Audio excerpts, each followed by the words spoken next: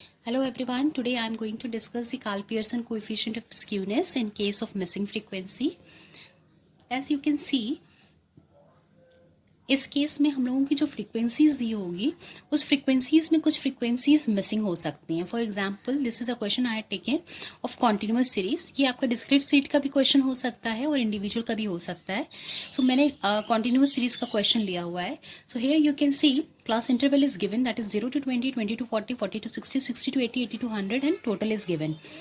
Then number of student is given here 10. This class interval frequency is missing, then 30, then missing 14, and total is 94, and given mode value is 54 and mean is 53.4. so यहाँ पर आप यहाँ से ये जो mode और mean की value दी हुई है इसकी हेल्प से आप ये देख सकते हैं कि यहाँ पर हम लोग को मोड और मीन के यूज से हम लोग इसकी मिसिंग फ्रीक्वेंसीज निकाल सकते हैं. सो हेयर यहाँ पे फ्रीक्वेंसीज का टोटल भी दिया हुआ है 94. So first missing frequency if अगर हम लोग एक्स अज्यूम कर लें या ए अज्यूम कर लेते हैं, so you can see in this अगर एक हम लोगों की ए वैल्यू अज्यूम हो जाती है, सो ये जो वैल्यू होगी इसको हम लोग ये कह सकते हैं to have a summation of this 94 में से इसकी सारी वैल्यूज डिडक्ट कर दिया हम लोगों ने, एंड जो डिफरेंस होगा वो आपकी ये वैल्यू हो सकती है. फॉर एग्जाम्पल इसको पहले ऐसे लिख लेते हैं हम लोग. क्लास इंटरवल लिख लिया हम लोगों ने 0 to 20, 20 to 40, 40 to 60, 60 to 80, and 80 to 100. After that the frequency is given 10, assuming this missing frequency is as A, then 30, then next is your dash again missing, and 14, and total is 94. so if this is A, तो ये जो इसका summation होगा उसमें से A अगर हम लोग डिडक्ट कर लेंगे 94 में से ये वैल्यूज हमने डिडक्ट की और उसमें से अगर A डिडक्ट कर लेंगे तो we will obtain this. So let's see अगर ये फ्रीक्वेंसी समेशन F94 दिया हुआ और ये जो डिफरेंस जितनी वैल्यूज दी हैं 30, 10, 14 plus missing values is equal to 94. So missing values is equal to 94 minus 54, that is 40. तो मिसिंग वैल्यू आपकी ये दोनों मिसिंग वैल्यू ऐड करने पे 40 आनी चाहिए. तो अगर फर्स्ट ए मिसिंग वैल्यू हम लोगों ने ए अज्यूम किया है a, so another will be your 40 minus a. So this assumption we are going to take here. After this, as you can see in the question, mode value is given. So we can apply this modal formula, and with the help of this modal formula, we will identify the missing frequency. Now see here. Mode का फॉर्मूले में अब हम लोगों को model class पता होना चाहिए. सो with the help of this value 54, ये जो मोड की 54 वैल्यू है इसकी हेल्प से आपको पता चल जाएगा कि जो आपका मॉडल क्लास होगा वो 40 to 60 के बीच में होगा. मतलब मोड की वैल्यू अगर 54 है तो वो 40 to 60 के रेंज में होगी. तो इसके हिसाब से हम लोगों ने ये आइडेंटिफाई कर लिया कि जो अपना मॉडल क्लास है वो 40 to 60 एंड फ्रीक्वेंसी इज 30, और उसकी प्रेसिडिंग आपकी ए होगी और सक्सीडिंग आपकी 40 माइनस ए होगी. Now substituting the values as per model value 54 Z given, lower limit is 40, frequency is 30, frequency of preceding is minus A, 2 times frequency of same that is 30 minus frequency of preceding that is A minus succeeding frequency 40 minus A multiply by I, that is the difference of this class interval 60 minus 40 that is 20.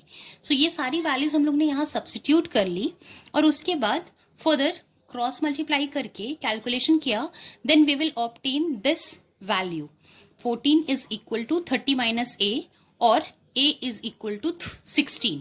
सो ये पूरा proper solution करने के बाद हम लोगों के पास जो value आ जाती है वो a इज इक्वल टू 16 आ जाती है. और अगर ये जो हमने अजम्पशन यहाँ किया था 40 माइनस ए, इसमें से अगर 16 डिडक्ट कर दे तो जो दूसरी मिसिंग वैल्यू है वो अपने को पता चल जानी है. सो 40 minus A that is 40 minus 16 will give you 24. So first missing frequency is 16 and second missing frequency is 24. अब आप इन दोनों को अगर ऐड करेंगे तो यू विल गेट 40. सो ये आपका क्रॉस वेरीफाई भी हो गया. So with the help of this you had identified the missing frequency. अब next step is to follow the standard deviation. Standard deviation निकालने के लिए अब हम लोगों ने क्या किया, न्यू फ्रीक्वेंसीज लिख ली है, जो मिसिंग थी वो भी सब्स्टिट्यूट कर ली और फर्दर अब हम लोगों ने मिड वैल्यू कैलकुलेट किया. स्टेप डिविजन मेथड यहाँ पर मैंने यूज किया है. उसके केस में आपको dx कैलकुलेट करना है, means assuming any one value and taking a deviation of it, then ds dividing with the common value, then multiplying this ds with frequency take a square of this ds, then multiplying this ds square with frequency. तो इस तरह से हमारी सारी values आ गई हैं. Further calculation कर लेते हैं हम लोग. ds हम लोगों का आ गया है. In this I had assumed 50 as a assumed value. So 10 minus 50 will give minus 40, 30 minus 50 will give minus 20 and so on. तो ये ds आ गया. अब इसमें ये कॉमन वैल्यू हम लोगों ने 20 ले ली है. I is 20. So 20 से अगर ये सारी वैल्यूज को डिवाइड करेंगे then we will get minus 2, minus 1, 0, 1, 2. We will obtain this ds.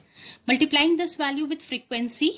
So 10 multiplied by minus 2 we will get minus 20, 16 multiplied by minus 1, minus 16 and so on. Then take a summation of this. ds square. Next इसका square किया हम लोगों ने. minus 2 multiplied by minus 2 we will get 4. minus 1 square is 1, 0, 1 and 2 का square 4. Then again we have to multiply this ds square with frequencies in order to obtain this fds square. ये multiply करके हम लोगों ने values obtain कर ली है. So after this we are going to calculate the standard deviation. The formula is as per step deviation method, under root of sigma fds square by n minus sigma fds by n का whole square multiplied by I. So fds square is 136 calculated, n is 94, then summation fds is 16 and then n is 94. Take a square of this under root and multiply it with 20. Then we will obtain this 23.8 as a standard deviation value. Now अब यहाँ पर हम लोगों को mean पता है, mode पता है, स्टैंडर्ड डेविएशन हम लोगों ने कैलकुलेट कर लिया. Further we are going to substitute the values of all these three in the formula of coefficient of skewness, that is mean minus mode by standard deviation.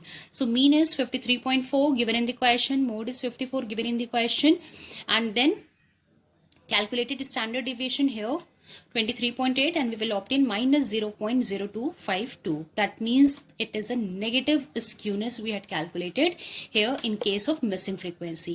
So ऐसा जब भी question आएगा तो सबसे पहले आप फ्रीक्वेंसीज आइडेंटिफाई करेंगे और जब भी मिसिंग होगी तो उस केस में आपको आइदर मीन, मीडियन, मोड कुछ भी वैल्यू जरूर दी रहेगी और उसी की हेल्प से आपको पता चल जाना है कि यहाँ पर आपको मीडियन लगाना है, मोड लगाना है या मीन लगाना है. एंड देन आप फर्दर कैलकुलेशन अपनी सेम एज इट इज करेंगे. So that's all for today. This is all about Karl-Pearson coefficient of skewness in case of missing frequency. In the next session, I am going to deal with the Boles coefficient of skewness. Thank you everyone. Have a nice day. Bye-bye.